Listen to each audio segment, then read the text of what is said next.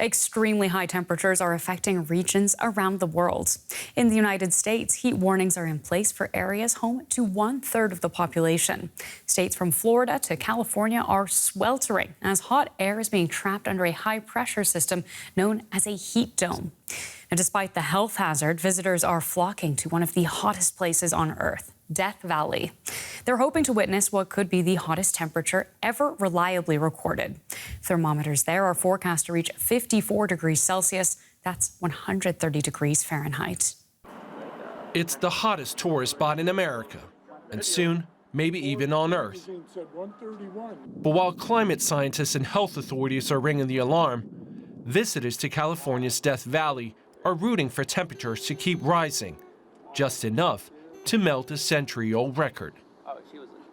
In a place like Death Valley, when we're talking about the hottest temperatures here, we might be talking about some of the hottest temperatures ever recorded. If you look at the top temperatures on record, Death Valley is all over that list. And so if you experience the top temperatures here, you may be experiencing that world record, which is really exciting for many folks. For weeks, large parts of America have been baking under a relentless heat dome, breaking nearly 900 daily temperature records across the country since June. Authorities have issued heat advisories for at least 15 states, from Florida in the southeast to California in the west. For the rest, I never experienced this kind of heat. No, it's really, really hot. You can maximum stay out like 10 minutes, 15 minutes. Then you need to have some airco from the car. But even the car is getting some trouble getting the cooling. But not everyone's excited about the record-breaking heat. The fact that people are coming out here to celebrate this, the Park Service is giddy, people are excited. I'm calling it Happy Death Day because, okay, it's a milestone tomorrow, but then next year it's going to be another milestone. In 10 years, 20 years, it's going to be 140 here. What are we celebrating? For years, climate experts have warned this is only the beginning, as man-made climate change leads to ever more extreme weather events. But even after a year of flooding, hurricanes, and blistering heat waves, a majority of Americans remain unconcerned. A recent poll found that fewer than 4 in 10 Americans think climate change is a major issue. Now let's get a bit more on this. Matthew Capucci is a meteorologist joining us from Washington. Matthew, where's this heat wave coming from and why is it so widespread? Most definitely. So we have multiple heat domes globally. A heat dome is a big sprawling ridge or kind of like a magic force field of high pressure. What that does is a couple things. Number one, as a magic force field, it pushes the jet stream farther north. So it takes all the inclement weather of the storm systems with it. Number two, it brings hot, dry, sinking air, which sinks more, heats up, dries out, and it squashes any cloud cover, which allows sunshine to pour down unimpeded. Sometimes these heat domes sit and languish for a little while, not really budging, and that's the case over both parts of Europe and the United States right now, and that's pushing temperatures towards record territory. How much of this can be attributed to climate change? Well, here's the thing. It's like playing a game of basketball. Let's say, for example, and I'm not a particularly tall person. Let's say, for example, I want to get a basket. I want to throw the ball into the basket. I'm not super tall, so once in a great while it might happen. But let's say, for example, I start wearing taller shoes. I'm going to get a little taller. And each time I wear taller shoes, suddenly the odds of me getting a slam dunk are a little higher. So same thing with this. With climate change, we have a background of warming on top of natural variability. All the ups and the downs of the weather are being skewed up a little bit more. That's why we're kind of disproportionately tilting the scales towards higher end heat extremes and record events. That said, cold will still happen. For example, the United States has been a little bit colder than average over the past 4 months, but right now we're seeing record temperatures this week, and across the globe, June was the hottest June on record. And so while, yes, there will be kind of natural randomness, we're still in climate change territory, and everything's going to be a little hotter than it otherwise would be. How long is this all likely to last for, Matthew, this heat wave that we're in right now in the United States and in Europe? Well, the one in the United States won't break down for at least another week to 10 days. It's been stalling for quite a long time, and equally impressive as its magnitude is its longevity, just how long it's going. Phoenix, for example, has had 15 days in a row at or above 43.3 degrees Celsius or 110 degrees Fahrenheit. And their record is 18 days in a row, so back in June 1974. So we'll blow way past that because every day of the next 7 is likely to be above that threshold.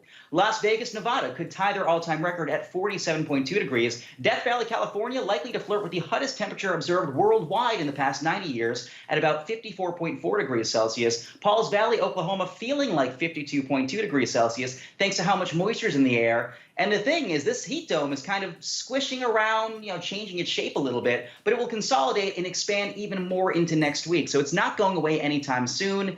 In Europe, we can eventually expect it to break down over the next week. But that said, it could very well reform. So we're not out of the woods yet. So at the moment, though, this is a heat wave. It's mainly causing trouble for peoples, and as we saw in the report, zoos, etc. But this could cause other issues, potentially wildfires like we've seen in the last few years. We even saw them in northern Europe a couple of years ago. Yeah, so one thing that we notice is people oftentimes underestimate the effects of heat waves. When we talk about tornadoes, flooding, wildfire, stuff like that, it really grabs the news headlines. But heat kills many more people annually than all of those combined, more so than hurricanes, more so than flooding, more so than anything, because it induces something called excess mortality. Basically, elderly, vulnerable populations who may have underlying health issues are suddenly pushed to the brink of, unfortunately, death because of these temperatures just being so warm and them not being able to escape. In Europe in particular, that's a big-time issue because a lot of people don't have air conditioning. Just a few years ago, we saw about 18,000 people die in Italy thanks to a higher-end heat wave. So yes, that's the number one big issue with this. At the same time, though, wildfires are an issue too. 13 wildfires are burning across Arizona right now. And when you have the hot, dry weather from the heat dome, suddenly you can kind of dry up the landscape even more, make it ripe to burn, and you set the stage for more big-time fires, as is the case in Canada. Back in May, we had a record heat dome. We got record fires. You get the idea. It's not good. Matthew, thank you so much for your insights. It's great to have you on the show. Thank you. So let's take this opportunity to take a look at some other climate-related stories making news around the world. Authorities in Japan have issued heat stroke warnings for Tokyo and nearby regions amid extreme heat. Temperatures are near record highs, hitting 40 degrees Celsius in Tokyo. Much of the world is currently facing scorching heat waves, and scientists say climate change is making them more severe. Spanish firefighters, meanwhile, are battling a wildfire on the Canary island of La Palma. The blaze broke out on Saturday and has forced thousands of people from their homes. Officials said the island had received below-average rainfall in recent years. And rescuers in South Korea have recovered several bodies from a flooded car tunnel after days of heavy rain. Local media say the death toll from widespread flooding and landslides has now reached at least 37. Authorities have ordered thousands to evacuate their homes, with more rain forecast for next week. And meanwhile, monsoon rains continue to lash northern India. The Yamuna River, which runs past the capital Delhi, has reached its highest level on record, leaving large parts of the megacity underwater. The floods have forced tens of thousands to flee their homes in the city's poorest districts. Grappling with the damage and loss. These people who escaped Delhi's flooded slums are taking shelter in the streets. In the middle of a monsoon season that saw nearly double the average rainfall, it won't stop pouring. We will have to stay awake in the rain for the entire night. Mosquitoes will bite us, and usually we stay awake until 3 a.m. to guard against snakes and insects. Low-lying neighborhoods in the megacity of more than 20 million people remained submerged, even as the flooding started receding on Friday. We had no idea that this much water would get into our house. All of a sudden, the water gushed in, and we weren't able to take our belongings. We managed to get some things using a rope. Our goats and buffaloes got wet, but we managed to save them. Major flooding and landslides are common during India's monsoon season. But experts say climate change is increasing their frequency and severity.